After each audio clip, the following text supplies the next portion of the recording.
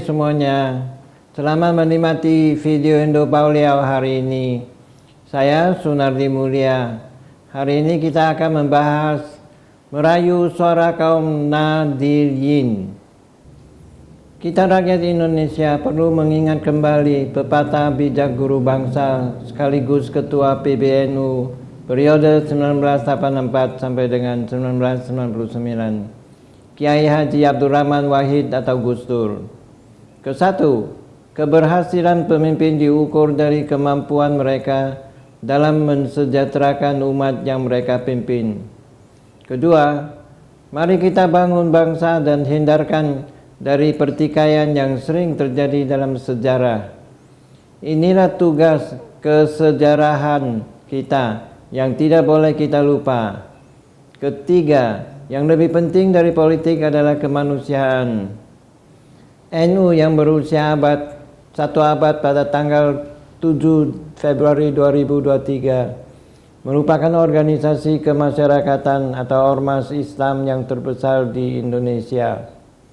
Dengan anggota sekitar 150 juta orang atau sekitar 59,2% dari total penduduk muslim Indonesia.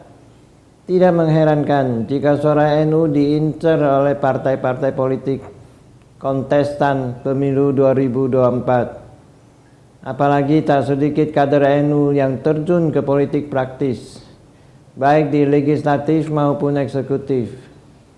Namun, bukan persoalan yang mudah untuk memikat sang pujaan hati suara kaum Nahdiyin. Karena mereka sudah bersumpah untuk kembali ke kita 1926. Ketua Umum PBNU Kiai Haji Yahya Khalil Stakuf menegaskan, memasuki usia satu abad, NU menyatakan komitmen kembali ke kita 1926. NU tidak boleh menjadi pihak yang berkompetisi. Namun Nahdiyin tetap bisa maju dalam kontestasi politik, tetapi tidak atas nama NU. Walaupun kembali menegaskan tidak berpolitik praktis, NU tetap menjadi daya tarik bagi parpol kontestan pemilu 2024. Dengan jumlah anggota yang sangat besar, menjadikan pemilu NU sebagai ceruk suara potensial. Terlebih saat ini tidak ada parpol resmi yang ditunjuk sebagai saluran politik warga Nahdiyin. Arahan kembali ke kita 1926 membuat kaum Nahdiyin menjadi pemilih terbuka. Tidak terikat secara ideologis ke salah satu partai. Karena itu bila para peserta pemilu 2024 ingin merayu dan memburu suara kaum Nahdiyin, maka perlu pendekatan berbeda kepada para Nahdiyin karena preferensi mereka berbeda. Ada yang mengandalkan preferensi kiai sayap organisasi NU, dan ada pula Nahdiyin yang terikat secara kultural dengan pesantren. Para politisi dan masyarakat pun masih menunggu dan menerka-nerka siapa capres yang akan mendapat dukungan dari kiai sepuh NU. Berdasarkan 3 kali survei pada bulan Januari, Juni, dan Oktober 2022 yang dilakukan oleh Litbang Kompas, responden dari kalangan NU memilih 3 sosok teratas dalam bursa Capres 2024, yaitu ke-1 Gubernur Jawa Tengah Ganjar Pranowo, kedua Ketua Umum Partai Gerindra Prabowo Subianto, ketiga mantan Gubernur DKI Jakarta Anies Baswedan. Menurut lembaga survei Populi Center yang merilis hasil survei terbaru yang dilakukan pada periode 25 Januari sampai dengan 3 Februari 2023 di 38 provinsi seluruh Indonesia terkait figur calon Presiden RI 2024. Ganjar Pranowo menjadi tokoh dengan elektabilitas tertinggi. Gubernur Jawa Tengah itu menjadi tokoh paling banyak dipilih dengan angka 19,8%. Diikuti Menteri Pertahanan Prabowo Subianto di angka 17,1% dan Anies Baswedan 10,8%. Untuk menggait suara kaum netizen, ada kemungkinan Ganjar, Prabowo atau Anies akan menggandeng tokoh NU sebagai calon wakil presiden. Tokoh NU yang diincar untuk dijadikan cawapres adalah Gubernur Jawa Timur Khofifah Indar Parawangsa. Selain Khofifah, mungkin saja ada nama-nama lain dari kalangan NU yang nantinya bakal digandeng untuk dijadikan cawapres.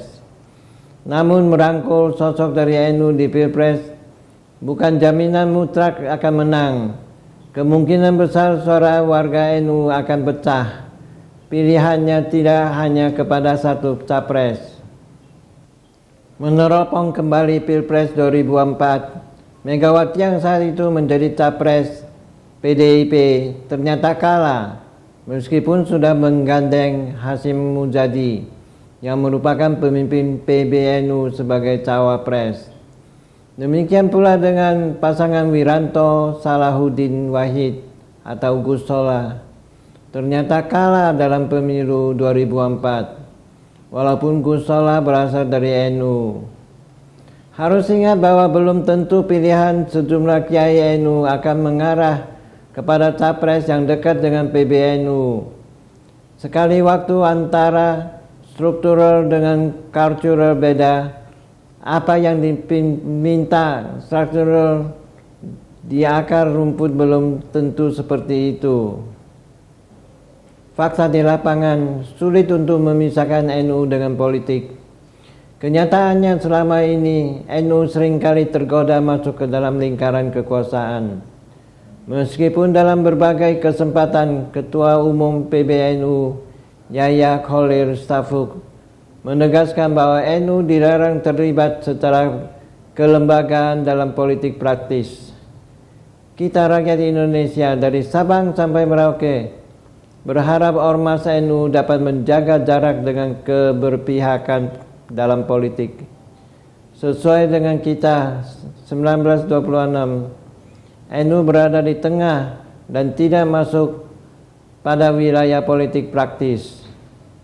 Pada saat merayakan 1 abad NU, para petinggi parpol sudah mulai mengeluarkan rayuan kepada NU dengan bahasa yang hampir sama untuk menunjukkan hubungannya yang baik, yang serasi dan mendalam dengan ormas Islam terbesar di Indonesia ini.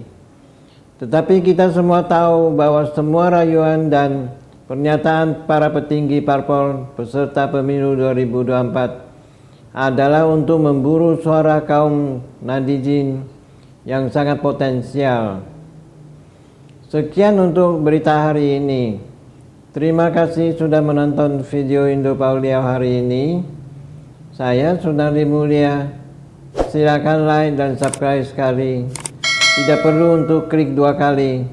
Dukung terus channel Indo Pauliau untuk mencapai 1000 subscribers. Bagikan atau share ke teman-teman Anda dan tinggalkan pesan di kolom komentar. Sampai jumpa lagi.